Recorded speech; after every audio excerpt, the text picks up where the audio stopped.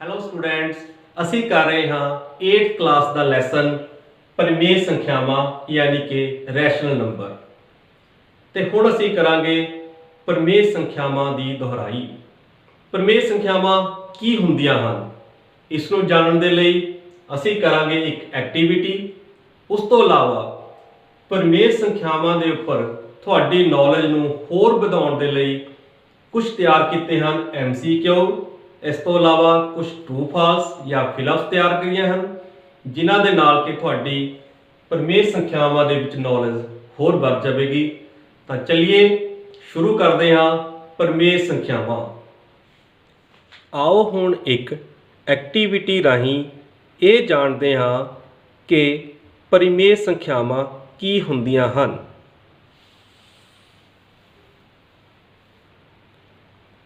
बच्चों, ਤੁਹਾਨੂੰ ਪਹਿਲਾਂ ही पता है कि जो संख्यावां गिणन ਦੇ ਕੰਮ ਆਉਂਦੀਆਂ ਹਨ ਉਹਨਾਂ ਨੂੰ ਅਸੀਂ ਪ੍ਰਕਿਰਤਿਕ ਸੰਖਿਆਵਾਂ ਆਖਦੇ ਹਾਂ। ਇਹ ਪ੍ਰਕਿਰਤਿਕ ਸੰਖਿਆਵਾਂ 1 ਤੋਂ ਸ਼ੁਰੂ ਹੁੰਦੀਆਂ ਹਨ। ਇਸ ਚੱਕਰ ਦੇ ਰਾਹੀਂ ਅਸੀਂ ਪ੍ਰਕਿਰਤਿਕ ਸੰਖਿਆਵਾਂ ਨੂੰ ਦਰਸਾਇਆ ਹੈ, ਜਿਵੇਂ ਕਿ 1 2 3 4 ਤੇ ਇਸੇ ਤਰ੍ਹਾਂ ਹੀ ਇਹ ਅੱਗੇ ਵੱਧਦੀਆਂ ਜਾਂਦੀਆਂ ਹਨ। ਹੁਣ अगर असी इस प्रकृतिक संख्यावां दे विच सिफर नूं शामिल कर लईए तो एक वड्डा चक्कर प्राप्त हुंदा है, जिसनूं कि असी पूर्ण संख्यावां जां होल नंबर आखदे हां। हुण अगर इस दे विच माइनस वालियां संख्यावां नूं भी शामिल कर लिया जावे ਤਾਂ ਇਸ ਤੋਂ ਇੱਕ ਹੋਰ ਵੱਡਾ ਚੱਕਰ ਪ੍ਰਾਪਤ ਹੋਵੇਗਾ, ਜਿਸ ਨੂੰ ਕਿ ਅਸੀਂ ਸੰਪੂਰਨ ਸੰਖਿਆਵਾਂ ਆਖਦੇ ਹਾਂ। ਸੋ ਸੰਪੂਰਨ ਸੰਖਿਆਵਾਂ ਦੇ ਵਿੱਚ ਸਾਰੀਆਂ ਹੀ ਪੂਰਨ ਸੰਖਿਆਵਾਂ ਆ ਜਾਂਦੀਆਂ ਹਨ।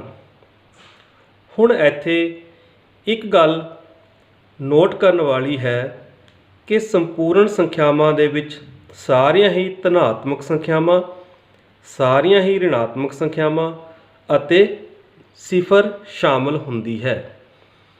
ਇੱਥੇ ਇੱਕ ਹੋਰ ਗੱਲ ਵੀ ਸਮਝਣ ਵਾਲੀ ਹੈ ਕਿ ਸਿਫਰ ਨਾ ਤਾਂ ਧਨਾਤਮਕ ਸੰਖਿਆ ਹੁੰਦੀ ਹੈ ਅਤੇ ਨਾ ਹੀ ਰਿਣਾਤਮਕ ਸੰਖਿਆ ਹੁੰਦੀ ਹੈ।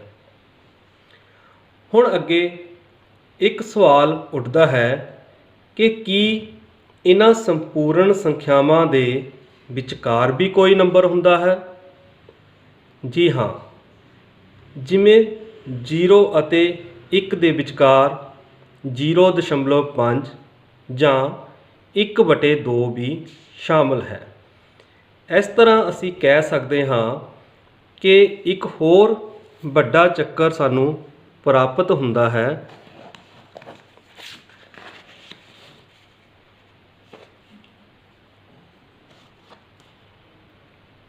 जिस दे विच सारियां ही संपूर्ण संख्यावां ਅਤੇ ਉਹਨਾਂ ਦੇ ਵਿਚਕਾਰ ਦੇ ਅੰਕ ਵੀ ਆ ਜਾਂਦੇ ਹਨ। ਹੁਣ ਕੁਝ ਸੰਖਿਆਵਾਂ ਜਿਵੇਂ 5/7 1/2 0.4 ਇਹਨਾਂ ਨੂੰ ਅਸੀਂ ਪਰਿਮੇਯ ਸੰਖਿਆਵਾਂ ਆਖਦੇ ਹਾਂ। ਇਹ ਜੋ ਵੱਡਾ ਚੱਕਰ ਪ੍ਰਾਪਤ ਹੋਇਆ ਹੈ, ਇਸ ਦੇ ਵਿੱਚ ਸਾਰੀਆਂ ਹੀ ਸੰਖਿਆਵਾਂ यानी कि संपूर्ण संख्यावां जो 5/7 के रूप में हैं यानी कि भिन्न के रूप में हैं वो संख्यावां अते जो दशमलव के रूप में संख्यावां हुंदियां हन उन्हां सारियां नूं ही असीं परिमेय संख्यावां आखदे हां। सो असीं देखिया कि परिमेय संख्यावां वो संख्यावां हुंदियां हन जिन्हां नूं P/Q के रूप ਵਿੱਚ लिखिया जा सकता है। पर इत्थे एक जरूरी शर्त है कि Q 0 के बराबर नहीं होना चाहिए, क्योंकि असी 0 के नाल भाग नहीं कर सकते, या दूजे शब्दों के विच ये कहा जा सकता है कि 0 के नाल भाग परिभाषित नहीं है। असी एक्टिविटी दे विच कहा सी कि सारियां ही संपूर्ण संख्यावां परिमेय संख्यावां हुंदियां हन। कि 4 भी परिमेय संख्या है? जी हाँ, क्योंकि असी हरेक संख्या दे बटे 1 लिख सकते हाँ। 1 दे नाल भाग करन नाल उस संख्या दे विच कोई फर्क नहीं पैंदा। 4 नूं अगर असी 1 नाल भाग करांगे तो फिर भी उत्तर 4 ही रहेगा। सो इस तरह असी कह सकते हाँ कि कोई भी प्राकृतिक संख्या जिमें 3 है, ये भी परिमेय संख्या है। कोई पूर्ण संख्या जिमें 0 ले लीए, इस दे बटे भी 1 लगा दईए, ये भी एक परिमेय संख्या है। कोई ऋणात्मक संख्या दे बटे भी 1 लगा दईए तो ये भी एक परिमेय संख्या है। इस प्रकार असी कह सकते हाँ कि सारियां ही संपूर्ण संख्यावां परिमेय संख्यावां हुंदियां हन।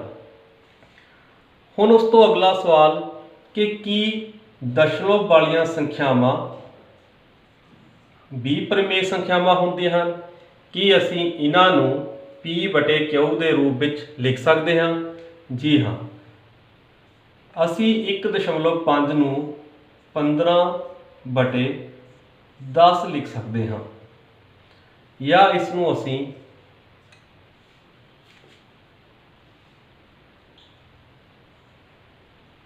3 बटे 2 लिख सकते हाँ।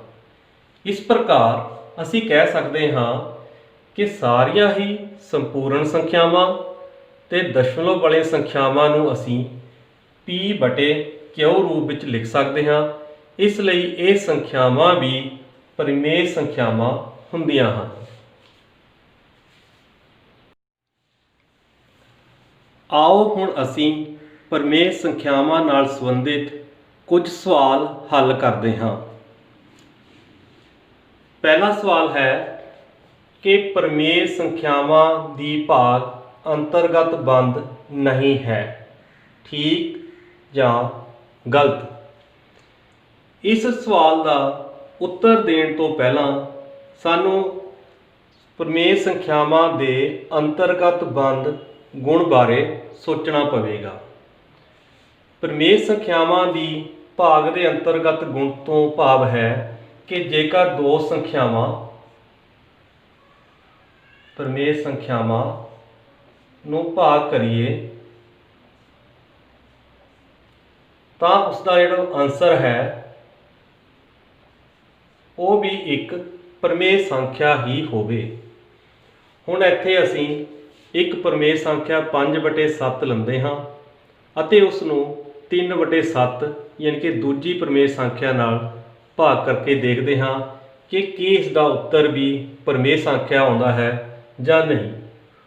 हुण इहनूं हल करन दे लई पहले असीं पहली संख्या परिमेय संख्या लिखी, भाग का निशान बदल के गुणा का निशान किया ते अगली संख्या का गुणात्मक उल्ट लिख दिता। तो इस दे विच 7 नाल 7 1 7 कटिंग हो गई, साडे कोल आंसर आ गया 5 नूं 1 नाल गुणा किया 5, 1 नूं 3 नाल गुणा किया 3। तो असीं देखते हैं कि आंसर भी परिमेय संख्या ही आउंदा है। पर इत्थे जेकर असीं 5/7 नूं दूजी परिमेय संख्या 0 नाल भाग करिए तो की आंसर आएगा? आओ देखते हैं। इत्थे असीं 0 नूं 0/1 भी लिख सकते हाँ। तो इसनूं हल करने के लिए 5/7 भाग की चेंज किता गुणा तो इसका उल्ट क्रम 1/0। हुण जदों इसनूं गुणा किया 5 नूं 1 नाल गुणा किया 5, 7 नूं 0 नाल गुणा किया 0। हुण सानूं ये पहला ही पता है कि 0 नाल भाग है वो परिभाषित नहीं है, इसलिए असीं कह सकते हाँ कि परिमेय संख्या की भाग अंतर्गत बंद नहीं है, ये ठीक है। ये सिर्फ जो साडे कोल एक परिमेय संख्या 0 है उसदे लई ये ठीक नहीं है। बाकी सारियां ਪ੍ਰਮੇਯ ਸੰਖਿਆਵਾਂ ਦੇ ਲਈ ਭਾਗ ਅੰਤਰਗਤ ਬੰਦ ਹੁੰਦੀ ਹੈ, ਪਰ ਸਿਫਰ ਦੇ ਲਈ ਇਹ ਅੰਤਰਗਤ ਬੰਦ ਨਹੀਂ ਹੁੰਦੀ। ਸੋ ਪਹਿਲੇ सवाल का जवाब ठीक है। दूसरा सवाल है, तीन प्रमेय संख्यावां ए बी अते सी लई ए ब्रैकेट शुरू बी प्लस सी बराबर है ए बी प्लस ए सी केड़ा गुण है। असी इसका गुण दसना की है। क्रम वटांदरा गुण सानू पता है कि जदों दो प्रमेय संख्यावां नूं असीं उस दे क्रम नूं वटांदरा कर दिंदे हां, जानी कि पहली प्रमेय संख्या नूं बाद च लिख दिंदे हां ते बाद वाली प्रमेय संख्या नूं पहला लिख दिंदे हां, उस नूं क्रम वटांदरा कहा जाता है। इत्थे जोड़ ते गुणा दी वंडनशीलता, इत्थे ये गुण लग्या है जोड़ ते गुणा दी वंडनशीलता। तीसरा सवाल है, हेठ दित्तियां विचों किहड़ी प्रमेय संख्या दे जोड़ लई तत्समक है। हुण इत्थे भी पहले ये समझना जरूरी है कि प्रमेय संख्या दे जोड़ लई तत्समक तो की भाव है। तत्समक तो भाव है कि प्रमेय संख्या दे विच इन्हां विचों किस संख्या नूं जोड़न ते फिर आंसर है जिहड़ा उही प्रमेय संख्या रह जाए। जिमें कि असी एक प्रमेय संख्या लेंदे हाँ 2/3। हुण 2/3 विच किस नूं जोड़िया जाए कि आंसर फिर 2/3 ही आ जाए। इत्थों स्पष्ट ही है कि अगर असी इस दे विच सिफर जोड़ांगे तो आंसर साढ़े कोल फिर 2/3 ही आ जाएगा। इसलिए थर्ड क्वेश्चन का आंसर है, हेठ दित्तियां विचों किहड़ा प्रमेय संख्या दे जोड़ लई तत्समक है, तो उसका आंसर ए सिफर है। इस दे नाल ही मिलदा जुलदा दूसरा क्वेश्चन है, हेठ दित्तियां विचों किहड़ा प्रमेय संख्या लई गुणात्मक तत्समक है। गुणात्मक तत्समक तो भाव ये होया कि किसी प्रमेय संख्या नाल किस नंबर नूं गुणा करिए कि फिर आंसर 2/3 ही आ जाए। तो क्लीयरली इत्थे अगर असी सिफर नाल गुणा करांगे तो सारा कुछ ही सिफर बन जाएगा, तो इसका आंसर आएगा 1। हुण अगर असी 2/3 नूं 1 नाल गुणा करते हाँ तो असी 1 नूं लिख सकते हाँ 1/1। हुण जदों इस नूं गुणा करांगे 2 नूं 1 नाल गुणा कीती 2/3 नूं 1 नाल गुणा कीती 3। तो असी देखिया कि 2/3 नूं 1 नाल गुणा करन ते फिर आंसर है जिहड़ा उही प्रमेय संख्या आ गई। इस प्रकार असी कह सकते हाँ कि चौथे क्वेश्चन का जो आंसर है वो बी यानी कि 1 है। जे किसी प्रमेय संख्या नूं 1 नाल गुणा करिए तो आंसर उही प्रमेय संख्या आ जाता है। पंजवां प्रश्न है, बड़ा इंपॉर्टेंट है, सिफर एक प्रमेय संख्या नहीं है, ठीक या गलत। असी जदों पहले एक्टिविटी की सी उस दे विच देखिया सी कि सारियां ही संपूर्ण संख्यावां प्रमेय संख्या के चक्कर दे विच आ गई सन। सो सिफर भी एक संपूर्ण संख्या है, सो इस दे लई सिफर एक प्रमेय संख्या भी होवेगी। दूजी अर्थ शब्दों के विच असीं अगर साडे कोल सिफर है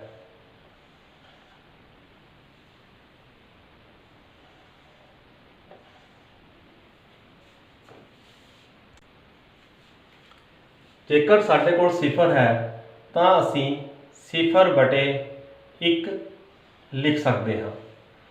सो असीं जदों 0/1 लिखिया तो यह P बटे Q का रूप बन गया। असी पहला ये पढ़ चुके हाँ कि कोई भी प्रमेय संख्या जो P बटे Q के रूप में होवे, जिथे कि Q सिफर के बराबर ना होवे, तां उसनूं असीं परिमेय संख्या कहते हाँ। सो इत्थे सिफर बटे 1 लिखिया, 1 जो हर है वो 0 के बराबर नहीं है, इसलिए असीं कह सकते हाँ कि सिफर है वो एक परिमेय संख्या हुंदी है। सो इत्थे सवाल सी सिफर एक परिमेय संख्या नहीं है, जो कि गलत है। इसका आंसर ये गलत है, क्योंकि सिफर एक परिमेय संख्या है। अगला क्वेश्चन हैगा जी 5 बटे 7 का जुड़ात्मक उल्ट डैश है। ये खाली थां वाला क्वेश्चन है। इस सवाल दे विच असीं खाली स्थान नूं भरना है। हुण खाली स्थान भरन तो पहला सानूं ये जानना जरूरी है कि जुड़ात्मक उल्ट तो की भाव है।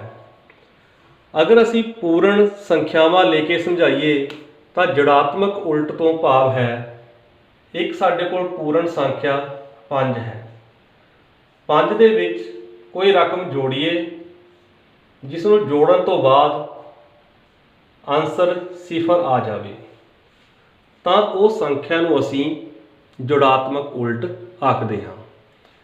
पिछलियां क्लासां विच असीं ये जान चुके हाँ कि 5 दे विच अगर असीं -5 जोड़िए तो जो उत्तर है वो 0 आ जाता है।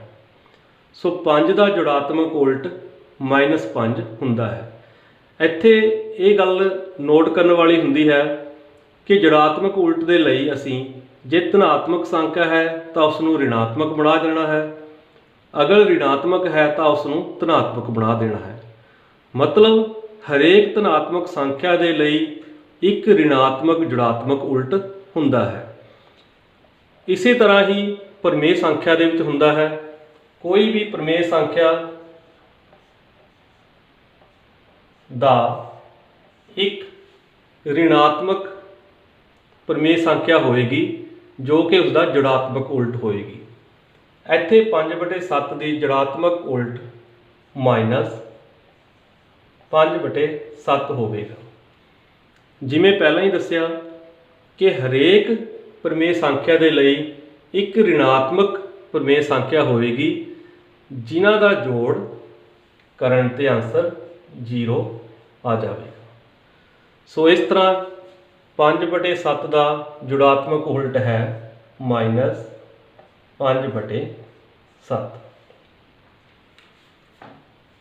अगला सवाल है जी -10/3 का गुणात्मक उल्ट दसो। जिस तरह असी पहला जुड़ात्मक उल्ट बारे समझिया, उसी तरह ही पहला गुणात्मक उल्ट के बारे समझना जरूरी है।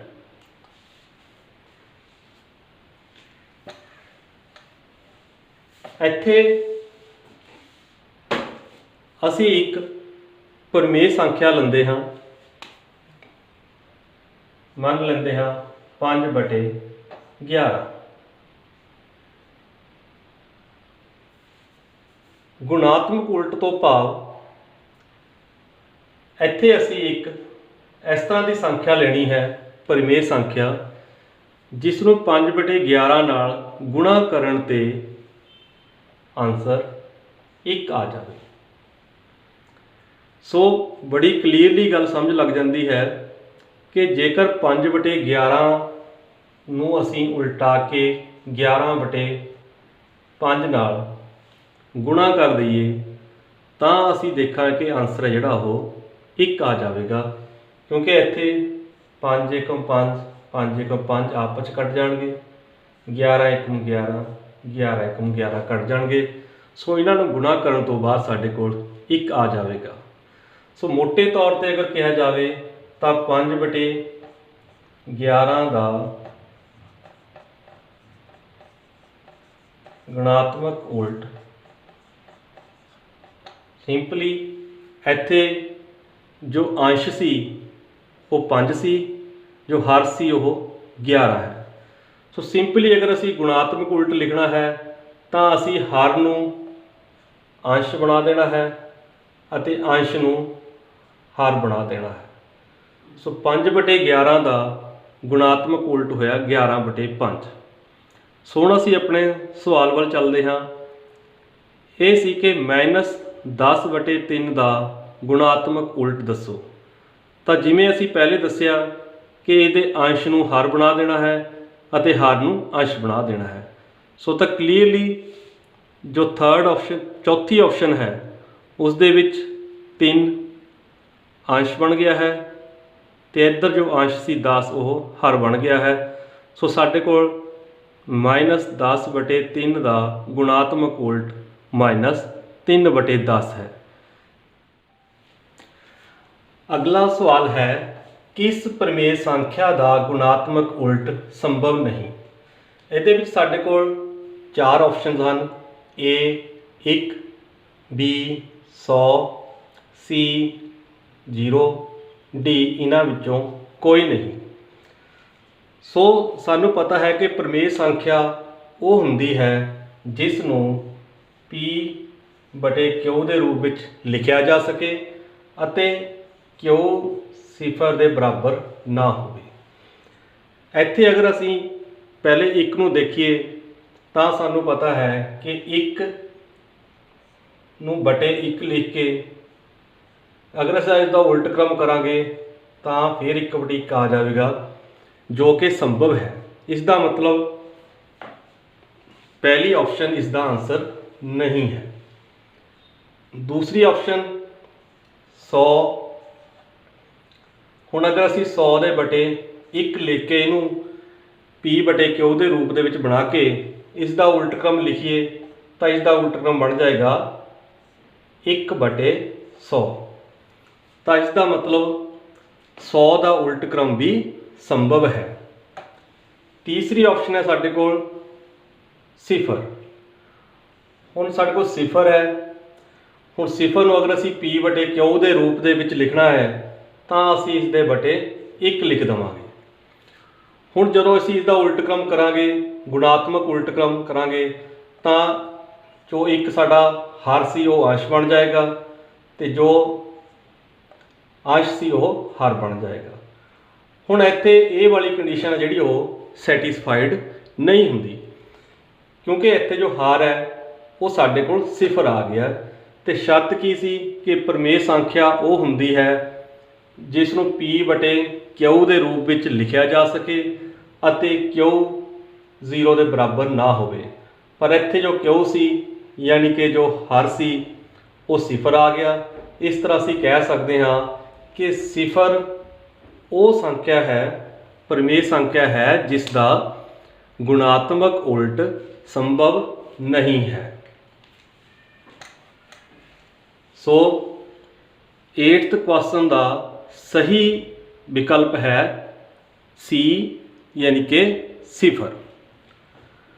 ਹੁਣ ਅਸੀਂ ਅੱਗੇ ਵਧਦੇ ਹੋਏ 9th ਸਵਾਲ ਦੇ ਉੱਪਰ ਜਾਂਦੇ ਹਾਂ।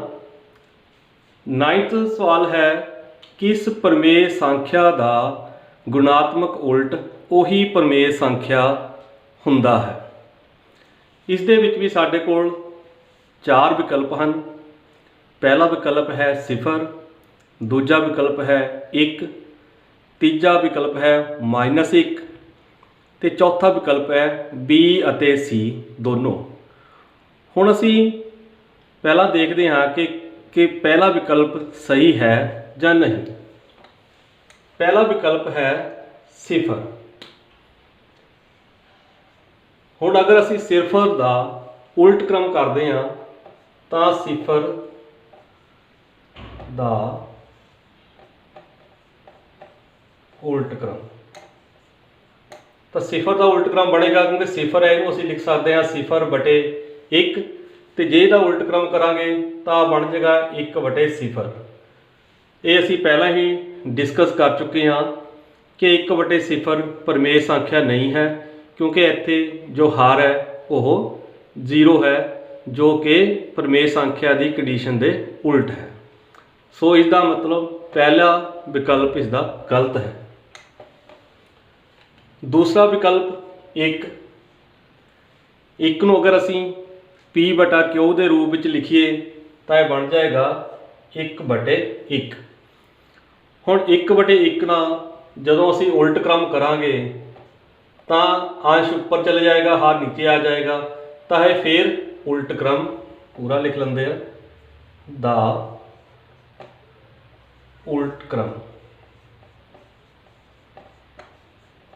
जदों असी शब्द उल्ट क्रम यूज़ करते हैं तो इसका मतलब गुणात्मक उल्ट तो ही हुंदा है। तो 1/1 का उल्ट क्रम होया 1/1, तो असी देखा कि सेम ही आ गया जो कि क्वेश्चन दे विच पूछा गया सी किस प्रमेय संख्या का गुणात्मक उल्ट उही प्रमेय संख्या हुंदा है। तो इत्थे 1 का उल्ट क्रम भी 1 ही आया, इसका मतलब ये विकल्प भी ठीक है। हुण असी तीसरे विकल्प पे जावांगे -1। हुण -1 नूं जदों असी P/Q के रूप में लिखांगे तो इसके बटे 1 लिख देवांगे। हुण जदों इसका उल्ट क्रम दा उल्ट क्रम करांगे तो यही 1 उपर चले गया, -1 थल्ले चले गया। इसनूं असी -1/1 भी लिख सकते हैं, मतलब कि साडे कोले सेम ही प्रमेय संख्या आ गई। इत्थों ये साबित हो गया कि -1 का गुणात्मक उल्ट क्रम भी उही संख्या हुंदा है। सो इस तो भाव ये हो गया कि साडे कोल तीसरा विकल्प भी सही है। सो इस प्रश्न का उत्तर B और C दोनों ही सही हैं, जो कि चौथे विकल्प के लिखा होया है B और C। सो इसका भाव ये होया कि साडे 9th क्वेश्चन का आंसर है D।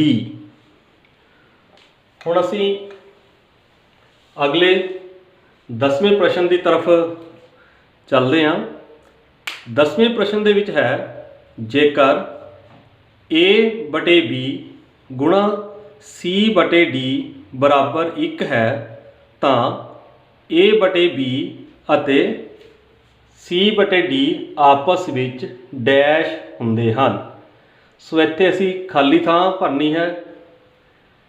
साडे कोल 3 ऑप्शन है, जुड़ात्मक उल्ट हुंदे हन, गुणात्मक उल्ट हुंदे हन जां तत्सम हुंदे हन।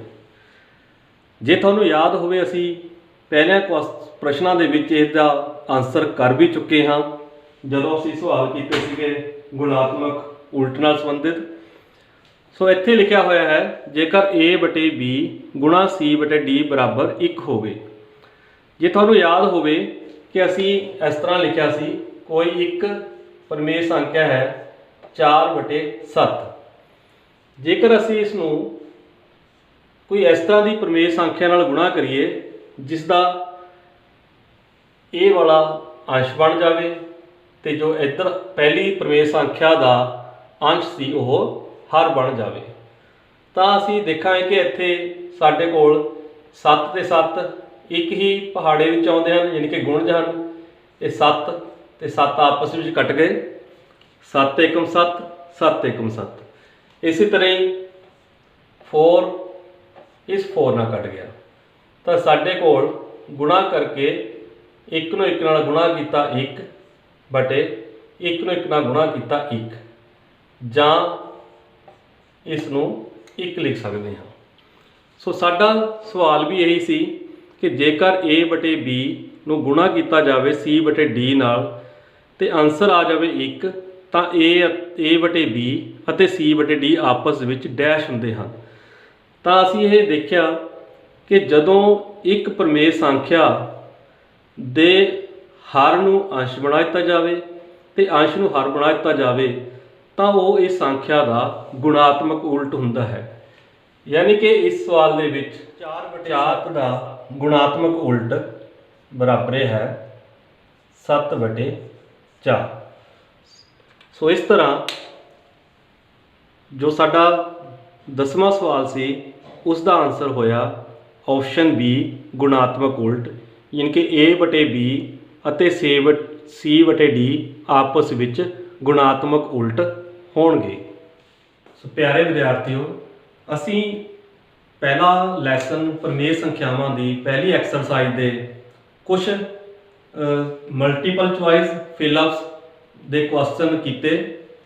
ਇੱਕ ਗੱਲ ਜਿਹੜੀ ਬਹੁਤ ਸਾਰੇ ਸਟੂਡੈਂਟ ਗਲਤ ਕਰ ਦਿੰਦੇ ਹਨ, ਉਹ ਮੈਂ ਲਾਸਟ ਦੇ ਵਿੱਚ ਦੱਸਣਾ ਚਾਹੁੰਦਾ ਹਾਂ ਕਿ ਜਦੋਂ ਕੋਈ ਸੰਖਿਆ 1/7 ਇਸ ਤਰ੍ਹਾਂ ਦੀ ਕੋਈ ਪ੍ਰਮੇਯ ਸੰਖਿਆ ਹੁੰਦੀ ਹੈ, ਇਸ ਦਾ ਗੁਣਾਤਮਕ ਉਲਟ ਜਾਂ ਉਲਟ ਕ੍ਰਮ ਲਿਖਣਾ ਹੋਵੇ, ਦਾ ਗੁਣਾਤਮਕ ਉਲਟ ਬਰਾਬਰ 7/1 ਆ ਜਾਂਦਾ ਹੈ। ਪਰ ਕਿਉਂਕਿ ਜਦੋਂ ਅਸੀਂ ਕਿਸੇ ਵੀ ਸੰਖਿਆ ਨੂੰ 1 ਨਾਲ ਭਾਗ ਕਰਦੇ ਹਾਂ ਤਾਂ ਕੋਈ ਫਰਕ ਨਹੀਂ ਪੈਂਦਾ, 7 ਹੀ ਆਨਸਰ ਆਏਗਾ। ਜਦੋਂ ਅਸੀਂ 7 ਨੂੰ 1 ਨਾਲ ਭਾਗ ਕਰਾਂਗੇ ਤਾਂ ਆਨਸਰ 7 ਹੀ ਆਏਗਾ।